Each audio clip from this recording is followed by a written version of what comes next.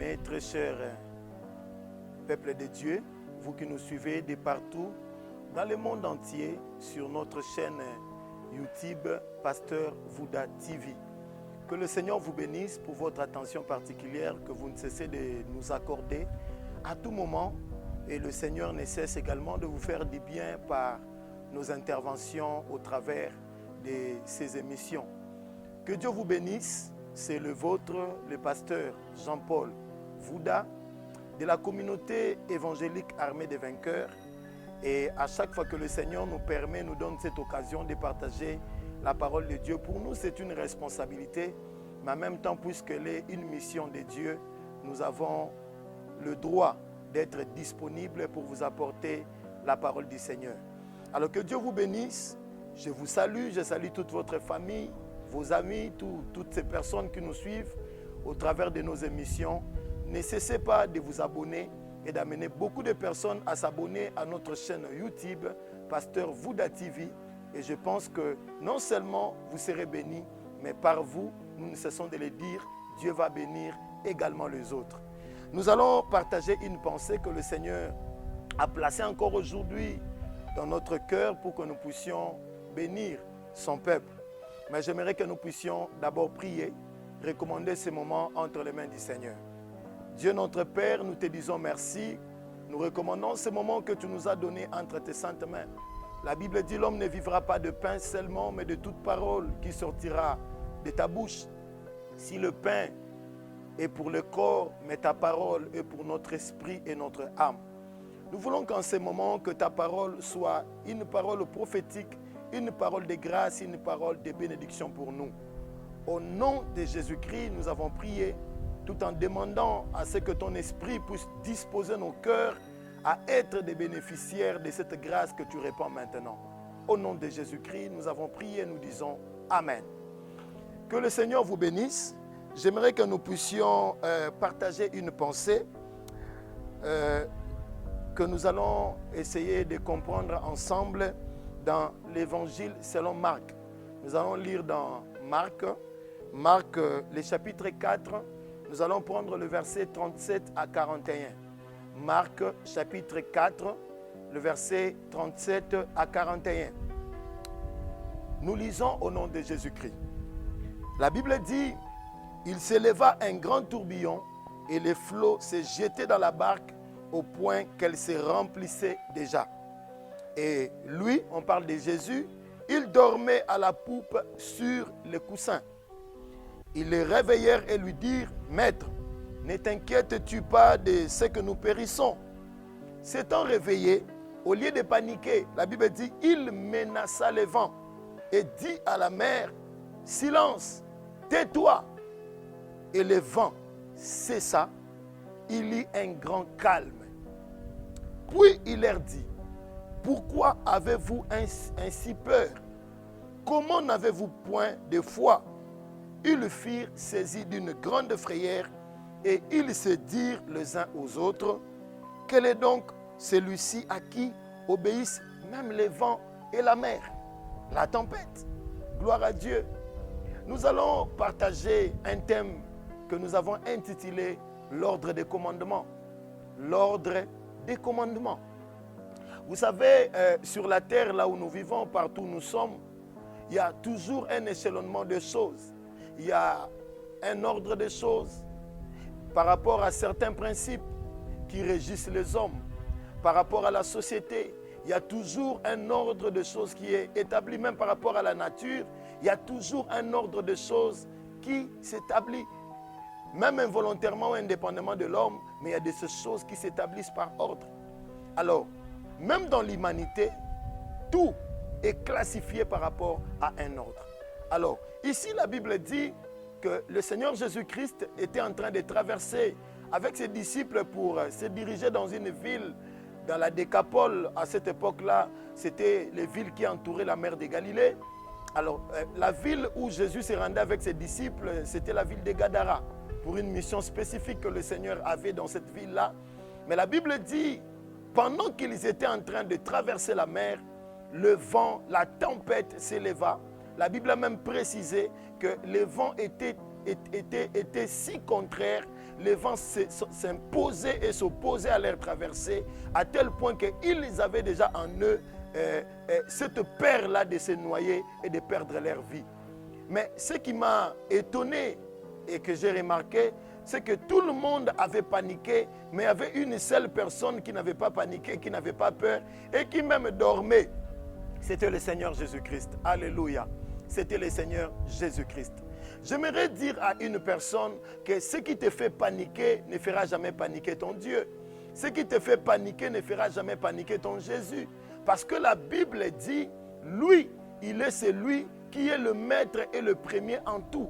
Dans l'ordre de commandement, la Bible dit au commencement était d'abord la parole. La parole était avec Dieu et la parole était Dieu. Cette parole au commencement qui est devenue Dieu et cette parole qui est devenue Dieu a commencé à créer les cieux et la terre. C'est-à-dire dans l'ordre de commandement, ce n'est pas le vent qui a commencé. Ce n'est pas la tempête qui a commencé. Ce ne sont pas les maladies qui ont commencé. Ce ne sont pas des problèmes qui ont commencé. Dans l'ordre de commencement, c'est d'abord la parole. Dans l'ordre de commencement, c'est d'abord la parole. C'est-à-dire la parole a commandé et c'est la parole a tout créé. Même quand il nous faut parler de notre thème que nous avons intitulé l'ordre de commandement, c'est que le commandement sur tout et dans tout a commencé avec la parole de Dieu. L'ordre de commandement n'a pas commencé avec l'apparition d'une société quelconque, mais c'est avec d'abord la parole de Dieu, car c'est par cette parole que le Seigneur a tout créé. Alléluia. La Bible dit Jésus était là, il s'est retrouvé dans la même barque. Je suis en train de dire à une personne qui me suit, tu peux traverser des zones de turbulence, tu peux traverser des moments durs où parfois ton moral, ta psychologie est atteinte, mais j'aimerais t'informer ou te demander, te poser une question. Est-ce que dans la barque de ta vie, il y a un Jésus quelque part? Est-ce que dans la barque de ta vie, il y a un Jésus qui est couché quelque part? Peut-être tu peux paniquer si Jésus n'est pas avec toi. Raison pour laquelle je pourrais t'inviter, toi qui n'as pas encore accepté Jésus-Christ comme ton Seigneur et ton Sauveur, tu ne peux pas faire la traversée. Vous savez, la barque représente ta vie et tu ne peux pas traverser ce monde avec toutes ces turbulences, avec tous ces problèmes, avec toutes ces calamités qui nous arrivent, qui nous atteignent de partout et à tout moment. Tu ne peux pas traverser sans pour autant que tu t'assures si dans la barque de ta vie, il y a quelqu'un qui peut maîtriser les choses, qui peut maîtriser les circonstances négatives. Et si tu n'es pas sûr de cela, je t'invite parce que lui, même si vous partez dans votre barque et vous le laissez, mais lorsque vous vous retrouvez en danger, il a la capacité lui-même, sans la barque, de marcher sur l'eau jusqu'à vous atteindre là où vous êtes dans votre barque. Je suis en train de parler à tous ceux qui sont déjà partis sans Jésus. Il a la possibilité de vous rejoindre même à pied, à marcher sur la mer et rejoindre votre barque. Mais pour nous qui avons reçu le Seigneur Jésus-Christ, qui avons Jésus dans notre barque, dans la barque de nos vies, c'est Jésus-là, nous sommes en train de traverser la mer avec lui. La Bible dit dans Apocalypse chapitre 17, le verset 15, il dit que la mer que tu as vue représente le monde, représente les nations, représente les systèmes, représente la société. C'est-à-dire, nous sommes en train de traverser un monde où il y a des turbulences. Ce n'est pas une première. Les pestes, tout ça, la rougeole. Je peux parler également de la lèpre. Beaucoup de choses sont déjà arrivées. Oui, le monde connaîtra toujours des zones de turbulence. Mais ma préoccupation, est-ce que dans ta barque, la barque que tu utilises pour traverser dans ce monde, tu as un Jésus dans cette barque? Et si tu as un Jésus dans cette barque, je vais te dire, tranquillise-toi, car celui qui est avec toi, il est plus fort que ces turbulences. Celui qui est avec toi, il est plus grand que ce qui est en train d'inquiéter ta vie. La Bible dit, ils ont commencé à réveiller Jésus. Jésus, tu n'as pas peur parce que bientôt nous allons mourir. Mais Jésus s'éleva, aucun souci. Aucune inquiétude. Pourquoi? Parce que Jésus savait que dans l'ordre de commandement, au commencement, ce n'était pas d'abord la tempête, ce n'était pas les turbulences, les problèmes que tu rencontres dans la vie. Au commencement, c'était d'abord la parole. Et la Bible dit, Jésus s'est levé, il a donné un ordre. Il ne pouvait pas s'y plier à la mer. Il ne pouvait pas s'y plier à la tempête. Mais il a donné un ordre. Et quand on donne un ordre à quelqu'un, celui qui donne l'ordre s'appelle supérieur. Et celui qui exécute l'ordre s'appelle subalterne. C'est-à-dire dans l'ordre de commandement, le plus grand, le supérieur, c'est notre Dieu. Jésus-Christ, c'est lui le supérieur. Et tout ce qui vient après Jésus est subalterne. Raison pour laquelle la Bible dit, il a reçu un nom qui s'élève au-dessus de tous les noms, afin que devant ce nom-là qui est supérieur, que tout ce qui est inférieur se soumette. Que tout ce qui est inférieur, je vais t'annoncer que la parole a existé avant la maladie. La parole a existé avant le problème que tu rencontres aujourd'hui. La parole a existé avant tes difficultés. C'est-à-dire lorsque tes difficultés se retrouvent en face de Jésus et que dans l'ordre de commandement, puisque Jésus est supérieur à tes difficultés, donc c'est normal que tes difficultés se soumettent. C'est normal que tes problèmes se soumettent.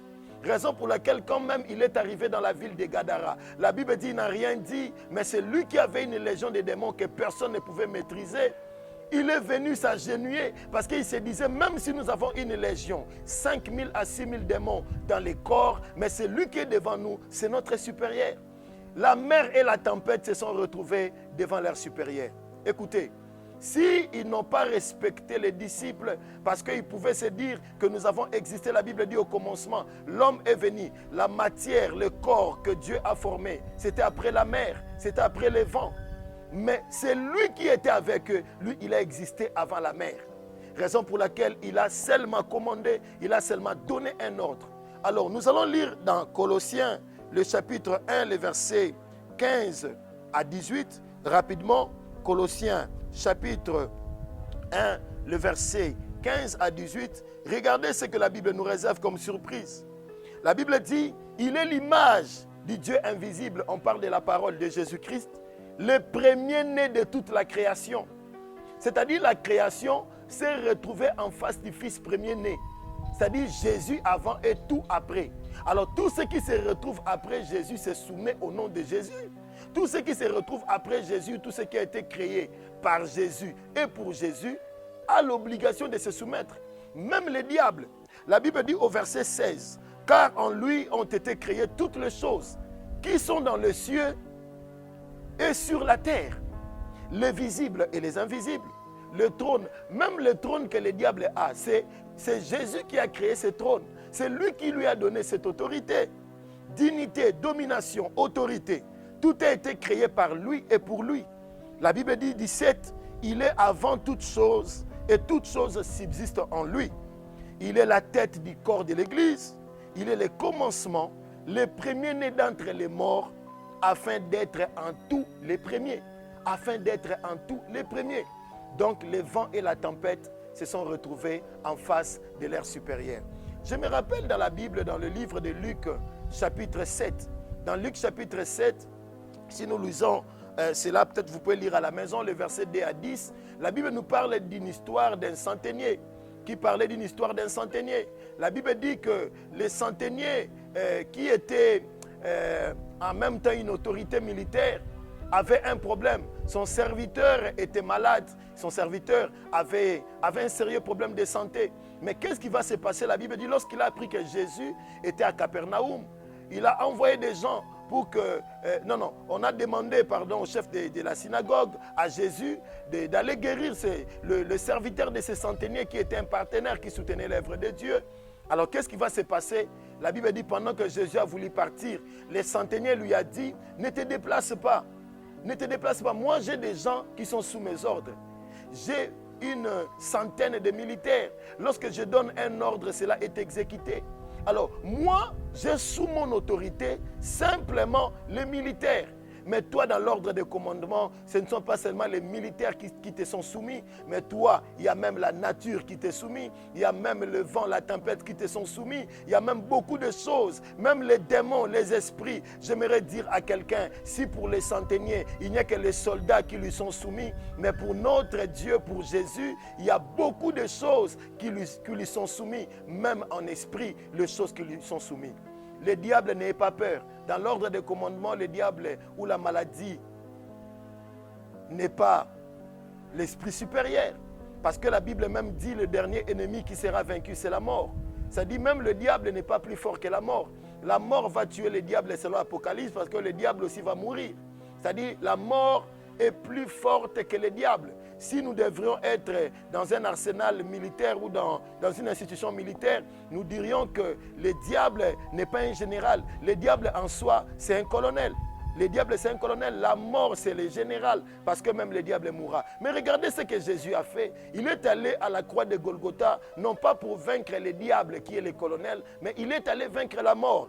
Et quand Jésus a vaincu la mort, c'est-à-dire, si le général est vaincu, c'est-à-dire les colonels et tous ceux qui sont en dessous dans l'ordre de commandement sont également soumis.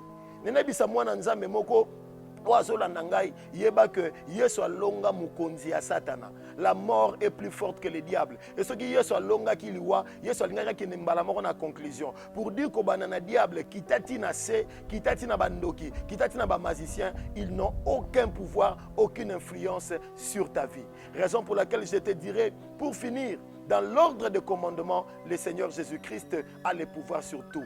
Les maladies, n'importe quel problème, situation que tu peux rencontrer. Alors la seule chose que je pourrais te demander, est-ce que dans la barque de ta vie, tu as un Jésus? Si tu as un Jésus, tu es la personne la plus heureuse. Car tu traverseras cette situation, tu traverseras n'importe quel problème que tu rencontres. Mais si tu n'as pas Jésus, je te dis, la Bible dit un jour, ils sont partis sans Jésus, ils ont rencontré la même turbulence, mais quand ils ont crié, Jésus a quitté de là où il était, il a marché sur l'eau pour les rejoindre. Tu n'es pas en retard. Je sais que peut-être tu as des problèmes, tu es confiné, tu passes un moment de turbulence, mais si tu l'appelles encore aujourd'hui, il peut marcher sur la mer et te rejoindre là où tu es dans ta situation difficile. Et sache que quand il sera là, il est la seule personne à maîtriser n'importe quelle situation. Car dans l'ordre de commandement, c'est que toi tu ne peux pas maîtriser, ton Jésus est capable de les maîtriser. Que le Seigneur vous bénisse. Vous qui nous avez suivis, nous allons vous encourager à vous abonner à notre chaîne Pasteur Vouda TV et amener plusieurs personnes à s'abonner dans notre chaîne Pasteur Vouda TV. Et le Seigneur va continuer à vous bénir. Que le Seigneur vous bénisse. Nous allons nous rencontrer la prochaine fois dans notre prochain numéro. C'était le vôtre, le pasteur Jean-Paul Vouda, représentant légal et visionnaire de la communauté évangélique Armée des vainqueurs. Que le Seigneur vous bénisse. Tous ceux qui seront touchés à contribuer pour soutenir l'œuvre de Dieu ou à faire volontairement des offrandes, actions de grâce, sémences, dîmes et dons, nous disposons 3 numéros de compte mobile. M-Pesa 081 494 04 04. Orange Money 089 72 32 632. Airtel Money 099 042 40 17. Pour tout dépôt ou virement bancaire via Equity Bank, nous disposons ces comptes 0 0 0 0 0 52 0 0 0 0 0 0 430 18. Que Dieu vous bénisse et vous les rende au centuple. Lisez 2 Corinthiens chapitre 8, le verset 12 et 2 Corinthiens chapitre 9, verset 6 à 11. Soyez bénis.